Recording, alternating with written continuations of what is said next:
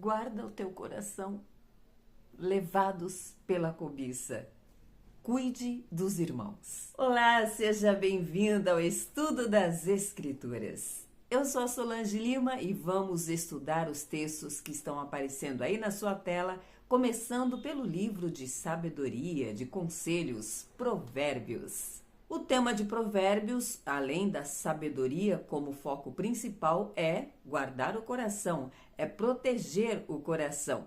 Guarda o teu coração. É o versículo-chave do estudo de hoje. Está aí aparecendo para você na tela. Acima de tudo, sobre todas as coisas, tudo que tem que guardar, guarda o teu coração, porque dele procede a fonte da vida. Guarda bem o teu coração. Veja que ele está dizendo para você guardar o coração.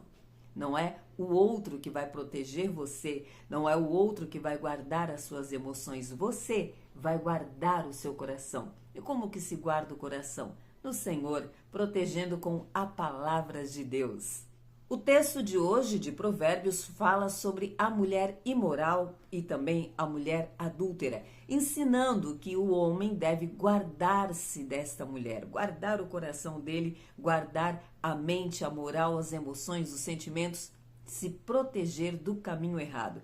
E ele mostra que se andar no caminho dessa mulher, o final vai ser um caminho de derrota. Ele dá um conselho muito importante. Olha, observa o caminho. No começo, essa mulher imoral vai te oferecer coisas que parece que vai ser tudo lindo, maravilhoso. Já viu essa história em algum lugar?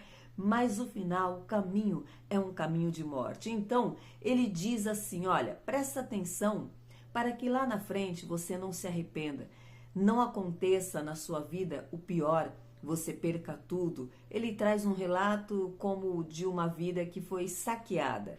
E aí, no final desta vida, essa pessoa estará na derrota, na bancarrota, adoecida até fisicamente e poderá dizer, me arrependo profundamente, eu deveria ter ouvido os conselhos. Então, Salomão está deixando claro que ouvir um conselho de pessoas que andam em retidão na presença do Senhor é importante e não apenas importante, deve-se olhar para este conselho. Ele fala também sobre ouvir o conselho das mães, dos pais, mas ele fala principalmente aqui da mãe, que naquele contexto era a que estava educando este filho. Guarda o conselho da tua mãe para que você não se arrependa, ela está te ensinando a caminhar em retidão. Salomão também fala que os olhos do Senhor estão sobre o caminho do homem, observando tudo o que ele faz, todo o caminhar do homem. Outro conselho que Salomão dá no texto de hoje é para observar a formiga, uma analogia que ele está fazendo. Olha para a formiga, ó preguiçoso, vai ter com a formiga, ó preguiçoso. Por que ele usa a formiga? Porque ele diz que a formiga, um bichinho tão pequenininho, mesmo sem ter chefe, sem ter quem esteja dando ordem a ela, ela trabalha, se esforça, trabalha bravamente e guarda durante o tempo da seca, ela vai juntando alimento para quando chegar no tempo da estiagem, da seca, ela tenha a sua provisão. Então ele usa a formiga para falar sobre a preguiça, porque ele continua falando, vai até quando você vai ficar deitado, vai ficar de braço cruzado? É basicamente ensinando sobre não ser preguiçoso. Ele diz inclusive que aquele que vive na preguiça, lá na frente vai colher o fruto disso, ou melhor, não vai colher, vai faltar o alimento, vai faltar a provisão. Salomão está falando claramente sobre o trabalho associado a ter provisão, e o homem deve se esmerar nisso, em não ser preguiçoso. Falando ainda da instrução, do mandamento e de guardar esses ensinamentos, de observar, ouvir o que a mãe ensina, os conselhos que recebe, Salomão faz uma comparação do mandamento com a lâmpada. Ele diz que o mandamento é como a lâmpada, a instrução é como a luz e as repreensões da disciplina, ou seja, ser disciplinado, ser repreendido, são o caminho da vida. Lembre-se que ele disse que a fonte da vida procede do coração. Logo, a instrução, a repreensão é para o caminho da vida. Então, o que você deve guardar no seu coração é essa instrução da palavra do Senhor. E Salomão traz uma relação de 6 coisas que o Senhor se aborrece, porém a 7ª ele abomina. Quais são? A primeira, olhos altivos, língua mentirosa, mãos que derramam sangue inocente, coração que trama projetos iníquos ou perversos, pés que se apressam a correr para o mal, testemunha falsa que profere mentiras. E a 7ª coisa que o Senhor abomina, o que semeia contendas entre os irmãos. Contenda é algo que o Senhor abomina. E vemos muito, infelizmente, dentro das igrejas, pois saiba que isso é abominável diante do Senhor. Então, guarda o teu coração. Não deixe que ele se contamine, se corrompa, se manche com contendas. Não faça contendas, não participe de contendas, não ouça palavras que vai gerar contenda dentro do seu coração, o sentimento de contenda. Guarda o seu coração. Salmos. O salmista está falando daquele probleminha de memória que o povo teve, de esquecer do que o Senhor fez, e ele segue falando deste problema de memória, porque ele diz assim que esqueceram daquilo que o Senhor fez, eles tramaram contra Deus, eles se rebelaram contra Deus, afrontaram a Deus.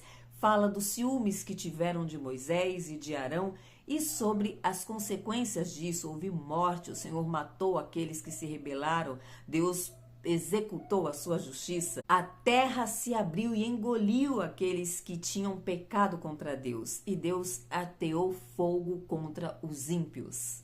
Deus é um Deus de amor, mas também é fogo consumidor.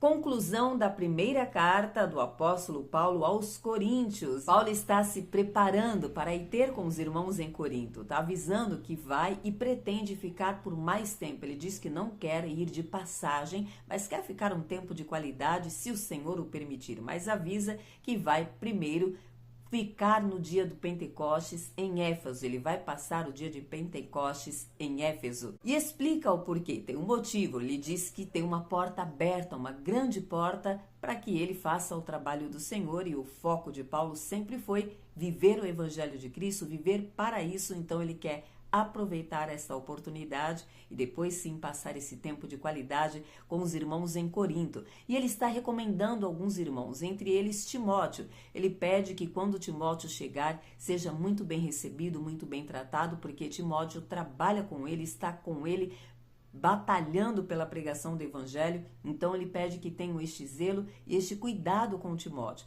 Fala também de outros irmãos que foram os primeiros a se converterem durante as pregações de Paulo, os irmãos da Grécia. Ele cita o nome desses irmãos, fala que andaram com ele, que estiveram com ele, e diz inclusive que esses irmãos o consolaram, o confortaram por ele estar sozinho, longe dos irmãos de Corinto, de quem ele sentia saudades, e esses irmãos o acolheram, o protegeram e mataram de certa forma essa saudade, porque estavam sempre mandando informações, fazendo que de alguma forma Paulo tivesse contato com os irmãos de Corinto. Ele diz que se alegra com a chegada de Estéfanos, Fortunato e Acaio e pede que cuidem desses irmãos. Então Paulo está ensinando aqui o conceito de cuidar do irmão, de acolher, de abraçar esse irmão que vai visitar, que está vindo de uma longa jornada, que está vindo de um trabalho. Ele fala também de Áquila e Priscila, diz que eles estão mandando recomendações, eles não vão até lá, mas estão mandando recomendações. Fala que toda a igreja está mandando essa recomendação. E ele recomenda que os irmãos se abracem, se acolham, se beijem. Ele fala sobre o ósculo santo e diz que todo aquele que não ama o Senhor Jesus deve ser condenável, que precisa amar o Senhor Jesus, e deixa a bênção dele, a recomendação dele, diz que ele de próprio punho está mandando esta saudação. E amanhã iniciaremos, se Deus permitir, a segunda carta do apóstolo Paulo à igreja de Corinto. Então, até amanhã, se Deus disser que sim.